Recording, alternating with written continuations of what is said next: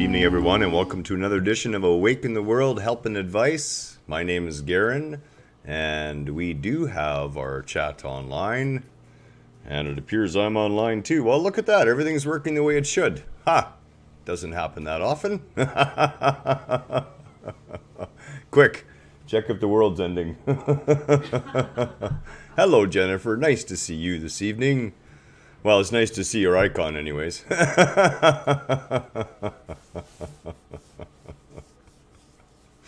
So, without further ado, we are going to first address a question that was asked.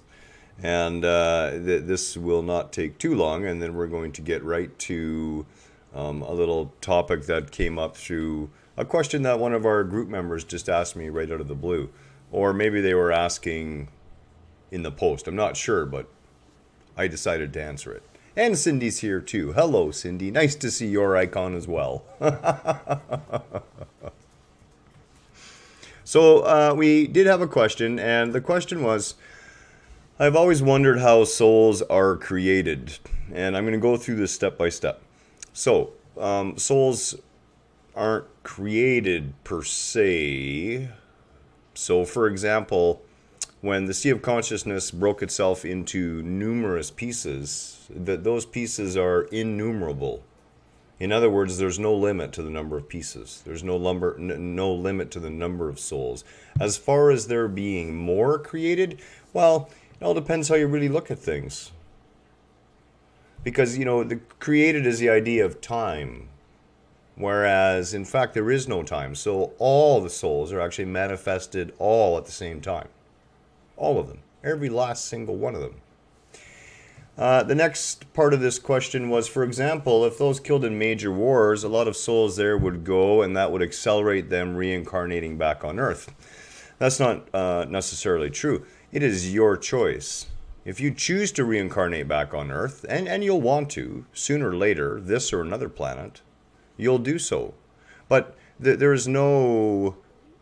if you decide to spend 1,000 years wandering around in worlds of your own creation before returning to a corporal realm, that's really up to you. But it's all about evolution, and the mindset that we carry in this life is just too narrow, too small. It really is. That sort of question, you really have to wait till you pop over to the other side, and then you'll understand that you have infinite choice. Absolutely infinite choice. The rest of the question. Are we destined to try to ascend to higher levels and then unite eventually with God? People are highly evolved, like the Dalai Lama, can choose to never reincarnate again. Do we have that choice, or are we influenced by other conscious beings to help us choose the next life? And all of those are true. You do have the choice. The Dalai Lama is no more highly evolved being than you are. Okay, the highly evolved being that the Dalai Lama is a manifestation of is the same highly evolved being that you are a manifestation of. That same level of consciousness. It's all about what happens with us here as egoic manifestations. And when we talk about the Dalai Lama, we're indeed talking about an egoic manifestation. A physical being with an ego and a sense of I. You do have that choice, and yes, you can be influenced by others if you choose. You will run into others on the other side who will say to you, I've had a wonderful experience, and this is a part of the journey you haven't experienced yet, and maybe you'd be interested. It's your choice. It's all about choice. Here and after, everything is manifest in both dimensional spaces. The truth of this dimension is the truth in that dimension, and vice versa, when you look close enough. And that's always the trick. So I think that kind of dispenses with that question, and if there are other pressing questions, we're going to talk about reasons for living. And, this kind of came up. Someone had said, what is your reason for living? And, I had asked Kelly the same question. Actually, I baited her on purpose. It was kind of like going fishing.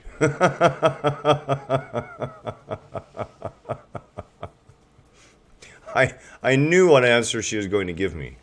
And I knew that it was going to be, yeah, she did take the bait. It was the answer that the teacher would expect the student to return to them. But I asked her to look deeper on it.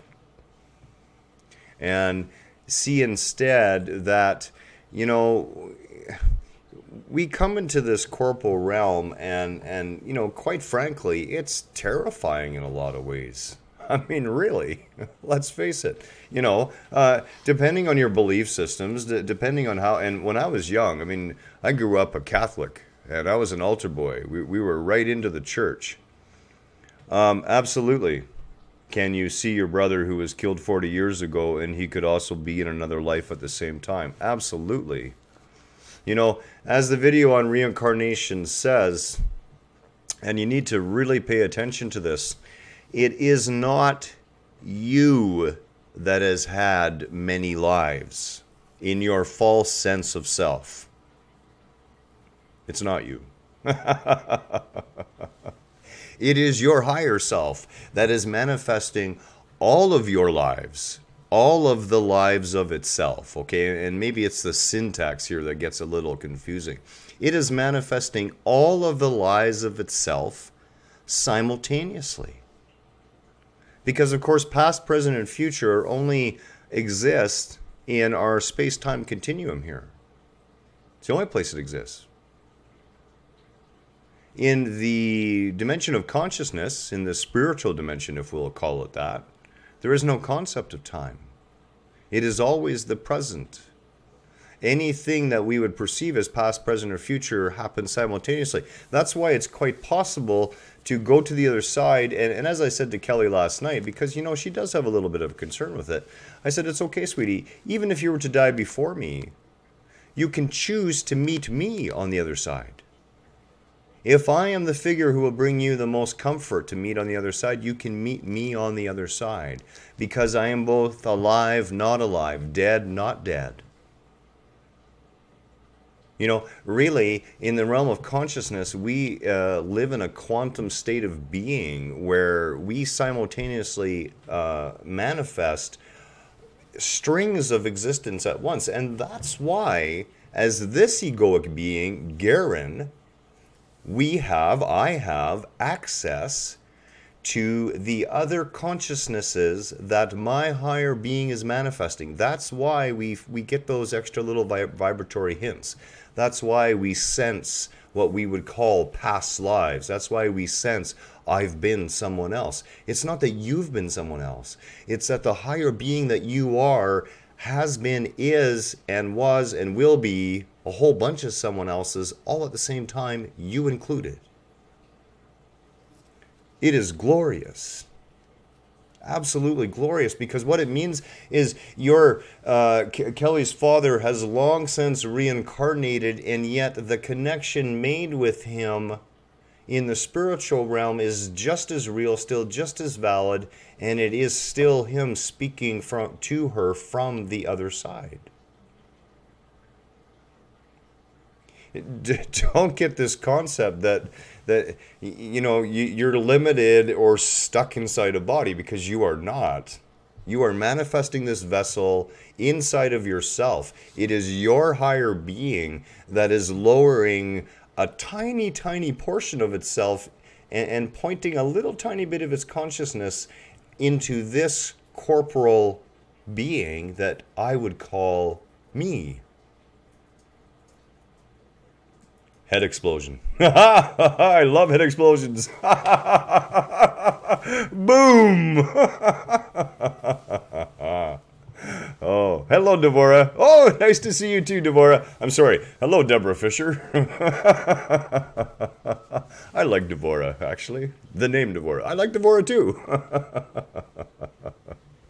Yeah, those boom moments are always awesome, because it opens us to this this incredible space that we live in, this adventure that we are on. And you know, I have to say that we've had a couple of members in this last week who are taking amazing steps forward in their lives. You know, I'm sure we've all seen the post on Jane, and Jane Locke and her desire to be an artist, or to fully fulfill her heart in it, to let go of the fear and go ahead and make that artist studio of hers into the place she wants to be and immerse herself in it.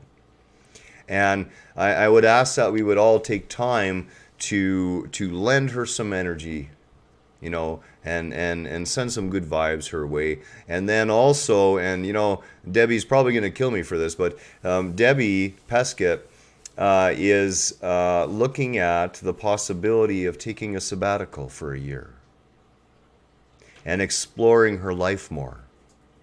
And she's going to find out like tomorrow, because she's over in England, and tomorrow is actually like late tonight.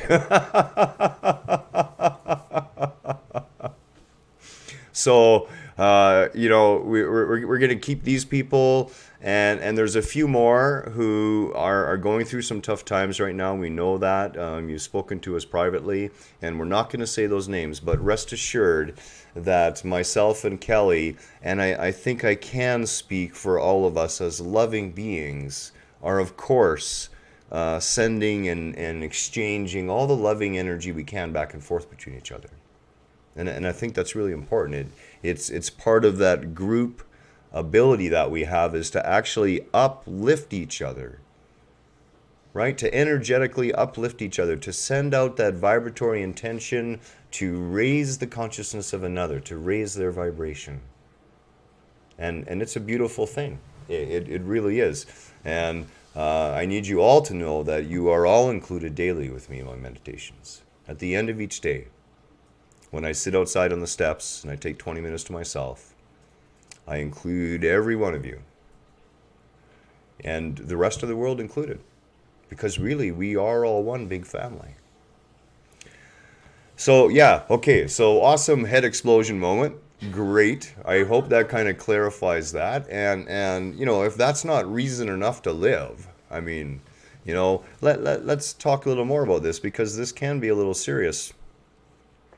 As I said, I've been there, you know, to the point of actually attempting to take myself out, you know, and we can feel that way in this existence. We can feel that everything is lost, that we're depressed, that there's no way out, that the darkness has overpowered us.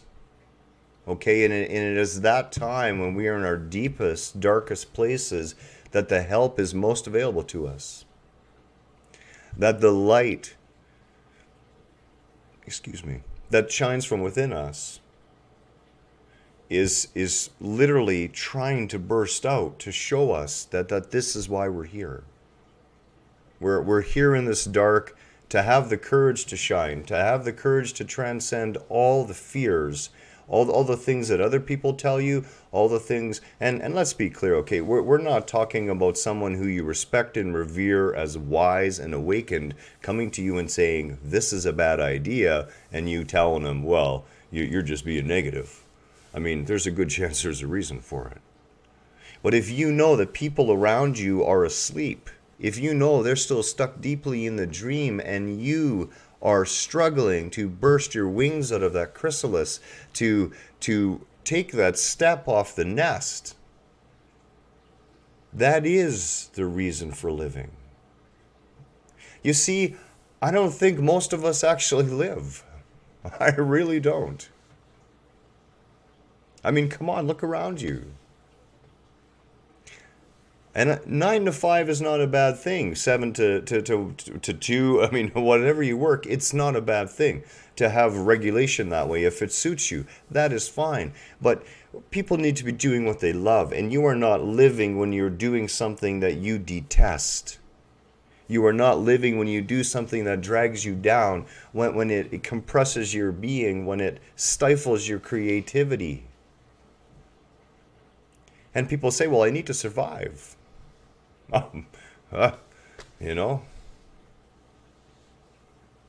so I can suffer for as many more years as it takes. And we got to be crystal clear about this. It's okay. You know, I have 3,200 and going on 85 years now of conscious memories. And they're not really memories, they're more like tape recordings of past consciousnesses of my higher self, of which I am one. And in that time, I can tell you that various parts of my being have experienced just that, where an entire life was wasted. And yet there's no waste. And we see this every day where, you know, in the moment we're in right now, things look horrible. They look dark, they look wrong. And we forget that if we just wait a little bit, that's going to change too. My answer to Kelly about the reason for living is I am the reason for living.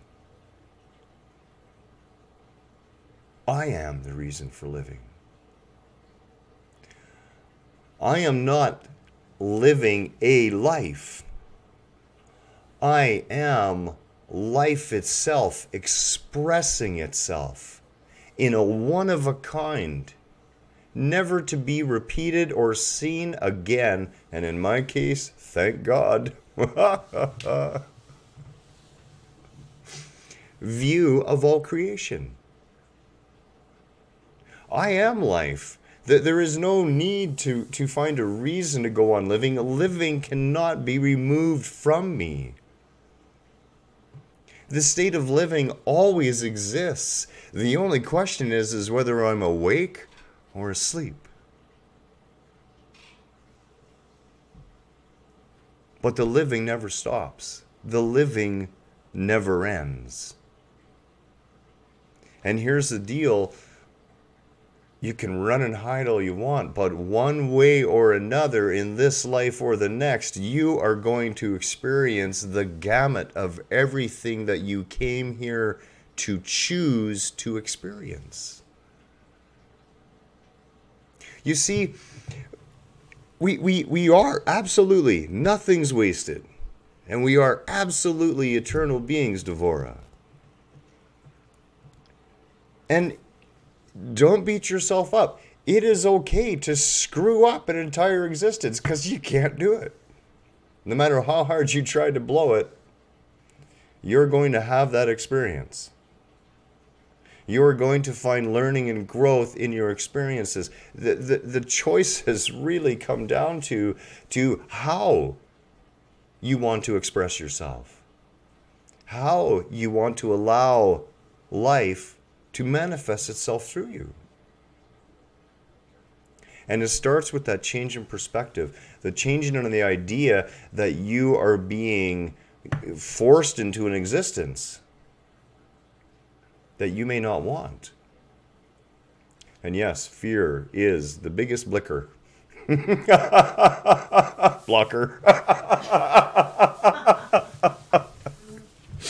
I kind of liked Blicker.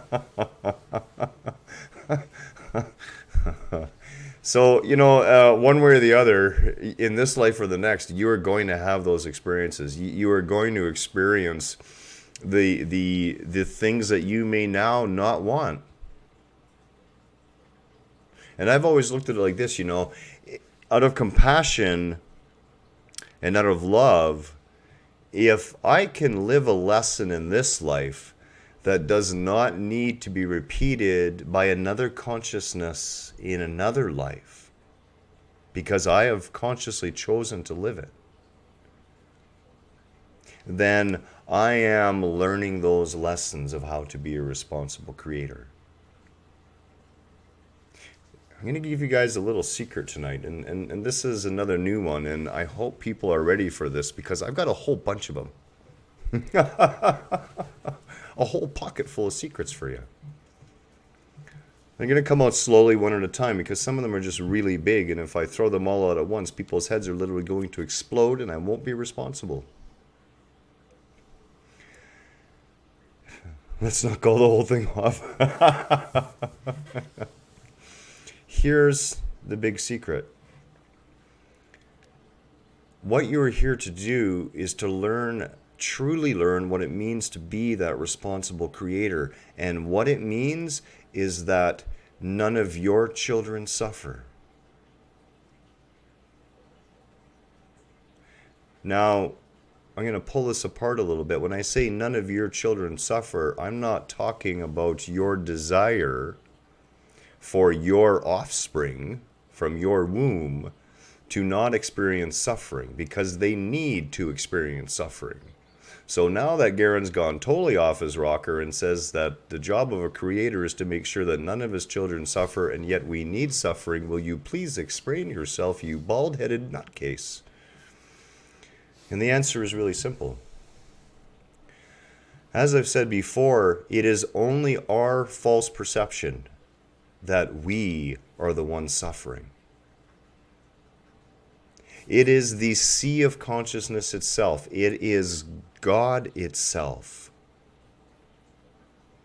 that has taken on, in its decision to fragment itself into a myriad number of pieces, to experience looking back upon itself in that state of oneness. It is not us who suffer. It is creation itself that endures the suffering that it creates in order to have that magnificent experience of itself, because it knows in that suffering comes the energy of growth and seeking more and seeking that liberation of being, that joyous coming into the oneness of who and what you truly are. Big secret. You need to suffer to wake up, but your suffering is only perceived. God suffers for you. All of creation suffers for you. You don't need to suffer. Any suffering you choose is a choice. You can unchoose it just as easily. And I know fear is a big blocker.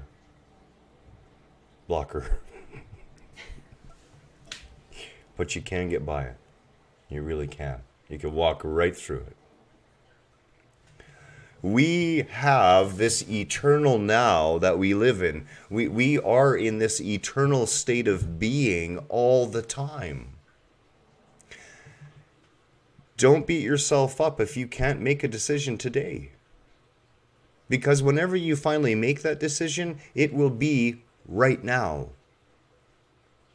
And, you know, I keep going back to this, and it's really just for kicks to remind people of it. But I waited nearly 23 years for Kelly. And that's a long time. But it's not. And I have to say, in the instant that we came together, that concept that we had never been apart was right there too, and that 23 years ceased to exist. And if you asked us today how long we've been together, well, the answer is just forever. Forever. No, really, forever. That's the way it feels inside. It really does. And that's the way it'll feel for you when you finally make that leap, when you make that step. But understand this. You were meant to fly. You were meant to lead from your heart. You were meant to lead from that resonant, vibrational, loving place in your being. Not the scared little crazy roommate running around in your head. Not from that place.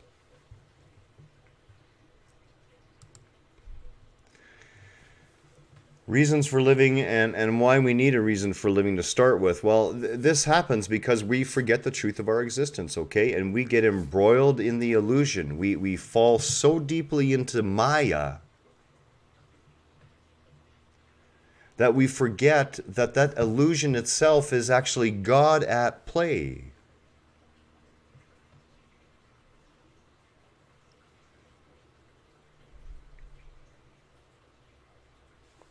Our existence is one of hide and seek with our own creator.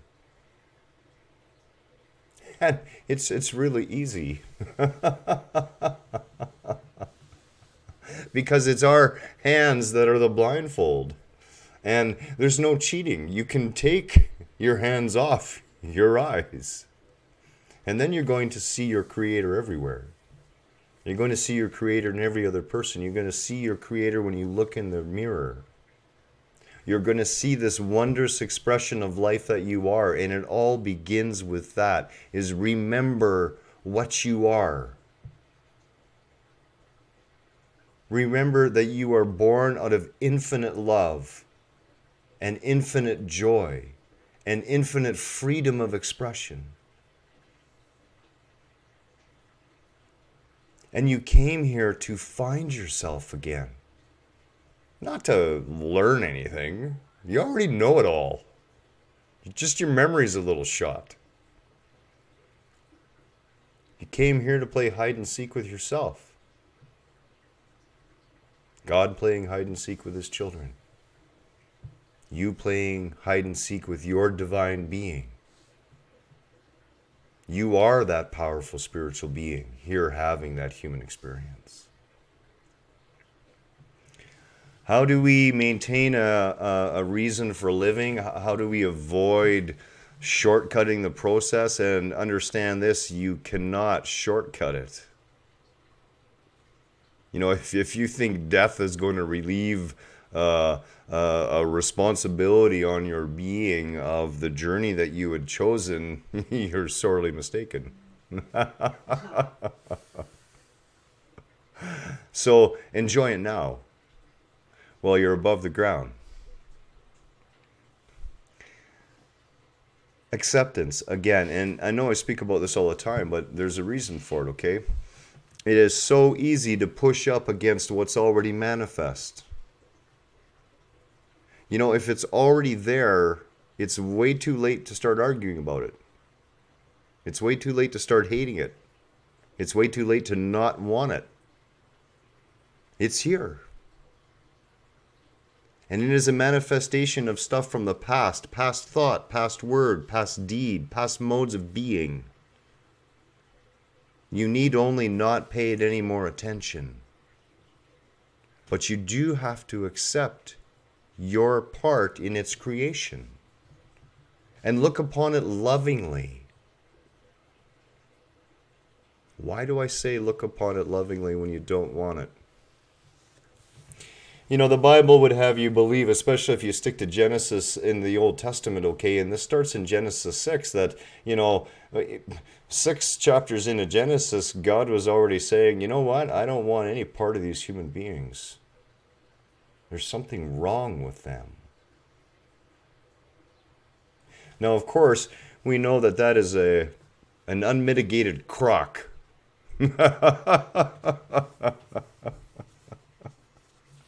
Our Creator loves us so much and so purely and so unconditionally that there is never a time when we are not wanted, no matter what we perceive our insufficiencies or deficiencies or lack of efficiencies are.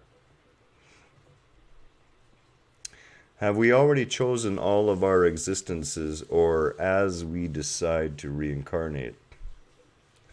Well, the answer is both yes and no, of course. And you know, here's the problem with the dualistic world, Cindy, and this is why it's a little hard to take for people. We are under the impression that the world could not have been created in 6 days. That it would have taken, you know, a couple billion years. And both are totally correct, depending on the point of view of what you're looking at. And in the case of, have you already chosen all your existences? Well, that which you truly are, okay, the creative essence, that sea of consciousness, has manifested and chosen all of its existences. And yet, as that drop, as that wave within that ocean of consciousness, as your consciousness rises, your conscious ability to choose again and again for yourself becomes evident. And neither one of them are diametrically opposed. I hope that makes more sense. I'm probably going to have to do a video on this one because it is really hard for the human mind in a mind state to grasp how something can be both true and untrue at the same time. And this is really what it is that yes, you have chosen and yet you have not chosen.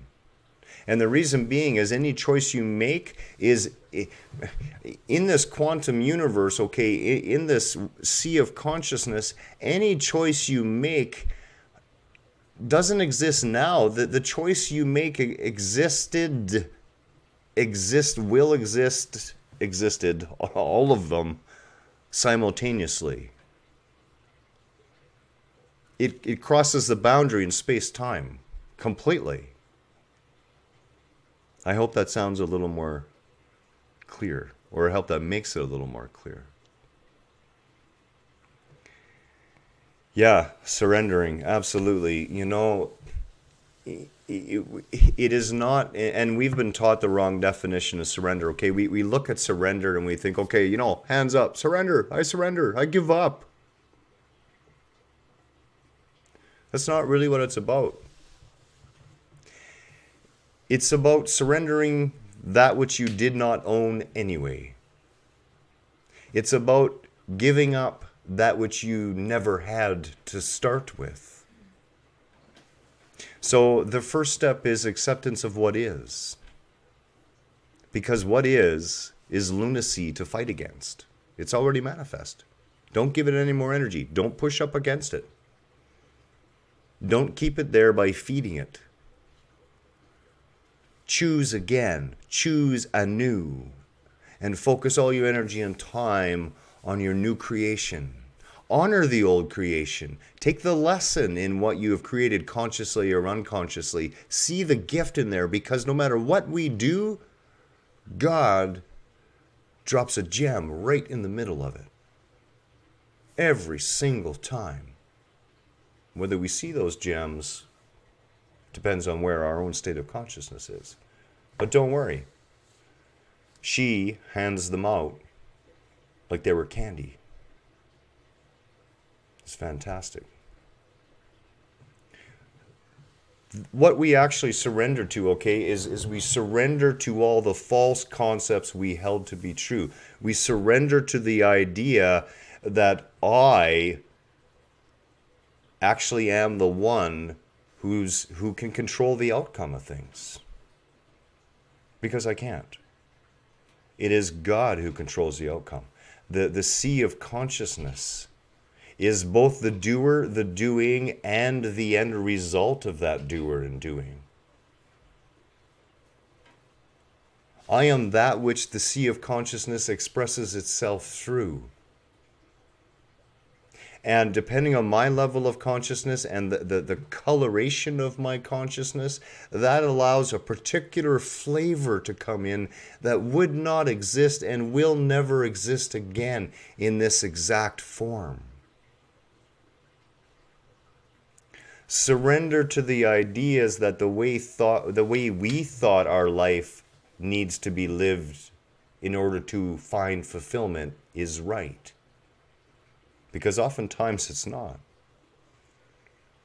You know, there were times in my life that if the universe would have given me the things I thought I really, really wanted, boy, I would have been in big trouble. Really big trouble. Surrender to the idea that you can mess this up. Because you cannot. And I am emphatic about this. And the reason I can be emphatic about it, okay, is I was a person who messed it up. And I had messed it up big time. And when I died the first time, if there was someone who was doomed to get a one-way ticket to hell, that would have been me. But there was no judgment, and there will never be any judgment. There is only causality, responsibility, growth, evolution, and pure, unmitigated, open, unconditional love. And joy, and happiness, and a lot of dancing, and a lot of grooving, and a lot of having good times. That's really what it's about.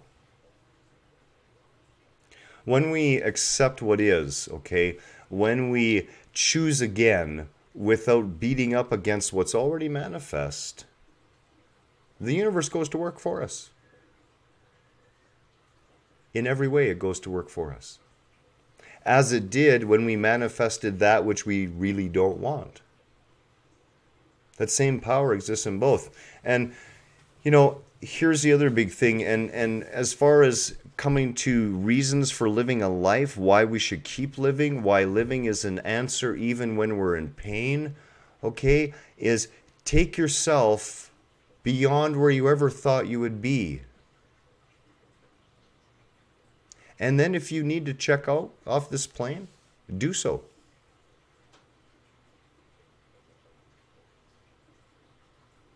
You know, if your life is reduced to a hospital bed and you're going to be in that hospital bed for the next decade in a lot of pain, and then maybe if you're lucky you'll die, assisted dying is an option. I know it is in Canada. And there are no wrong deaths.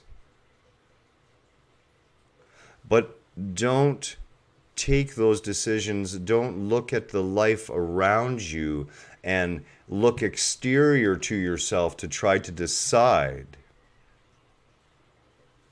whether or not you want to stay. Look within you. The answer is always there, because you know what? We're going to check out of this one.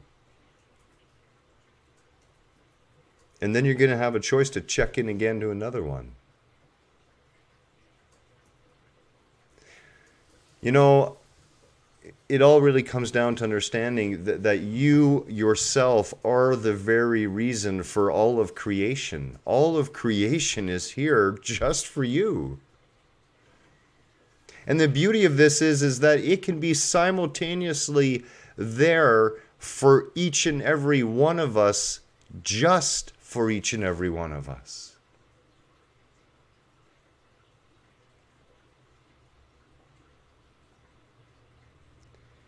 If you can't find a reason to live for yourself, no reason outside of yourself will ever fill that. It won't.